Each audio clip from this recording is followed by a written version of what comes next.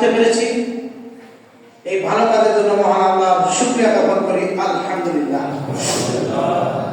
আর যারা এই রমজানুল মুবারক পাওয়ার পরেও নিজকে সংশোধন করতে পারেনি, নিজের চরিত্রকে আকর্ষণীয় করতে পারেনি, মহান রব্বুল আলামিনের কাছে তারা খালিস অন্তরে তওবা করে আল্লাহ তাবারক ওয়া তাআলা যেন আমাদের ক্ষমা করে দেন, সত্যের পথে থাকার তৌফিক দান করুন।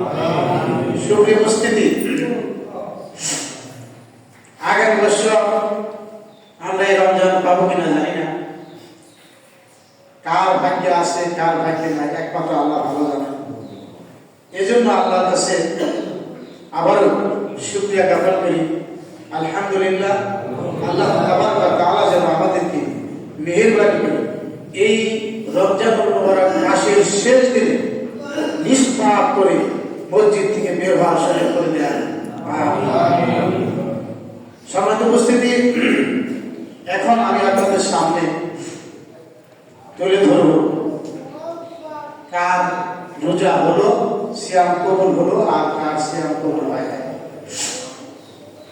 আমি আপনাকে কাউকে নির্দিষ্ট করে বলবো না। আমি কিছু ত্রুটি বা কিছু চারিত্রিক বৈশিষ্ট্য আপনাদের একমতে আলোচ করব, আপনারা আপনাদের চরিত্রের সাথে মিলিয়ে নেবেন। যার চরিত্রের সাথে এই ত্রুটিগুলো থাকবে, একখানি তওবা করে সূর্যাস্তের পূর্বে খাঁটি মুসলিম হওয়ার চেষ্টা করবে ইনশাআল্লাহ। সম্মানিত মুসলিমবৃন্দ, আমাদের প্রিয় রাসূল ইরশাদ করেন, অনেক রোজাদার আছে যাদের রোজার বিনিময়ে তারা শুধু ক্ষুধা আর পিপাসা ছাড়া কিছুই পায় না। আমার এই থেকে বাংলায় বলেছি, বুঝতে পেরেছেন কিনা? আল্লাহ রাসূল বলবেন, উপাস করেন, অনেক রোজাদার আছে তারা শুধু ক্ষুধার যন্ত্রণা পিপাসায় কাতর হওয়া ছাড়া রোজার এক জাল্লা ফজিলত পায় না। তারা কারা? যারা মিথ্যা কথা বলে। আমাদের মসজিদে আল্লাহর আমাদের কোনো মিথ্যাবাদী নাই, আছে? আলহামদুলিল্লাহ, সবাই আমরা সত্য কথা, তাই না? যারা রোজা রাখে নাই তাদের হিসাব আল্লাহ তাআলা কড়াই গড়াই বুঝে নেবেন যদি তারা তওবা না করে। আর যারা রোজা রাখছে তাদের জন্য আমার কথা, মিথ্যা বলা রোজা ভেঙে যায়। আল্লাহ রাসূল বলেছেন, মান লাম ইয়াদা ওয়ালা যুর ওয়া আমালা বিহি ফালাইসা লিল্লাহি হাজাতুন মান ইয়াদা তুআমাহু ওয়া শারাবা। ওই ব্যক্তির রোজা থাকার কোনো প্রয়োজন নেই যে ব্যক্তি মিথ্যা কথা ত্যাগ করতে পারল না, মিথ্যা অনুযায়ী কাজ কর্ম বর্জন করতে পারলো না। তাহলে এক নম্বর কি বললাম?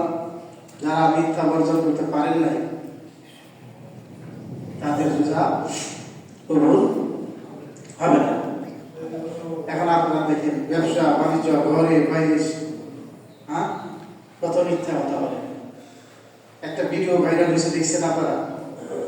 শুনছেন মনে হয় যে এক মহিলা হাজবেন্ডের সাথে বাজারে গেছে, 4000 টাকা দিয়ে থ্রি পিস না কেনার কারণে বাজারেই তাকে জুতা দেয়, স্বামীকে স্ত্রী জুতাতে পিটাইছে।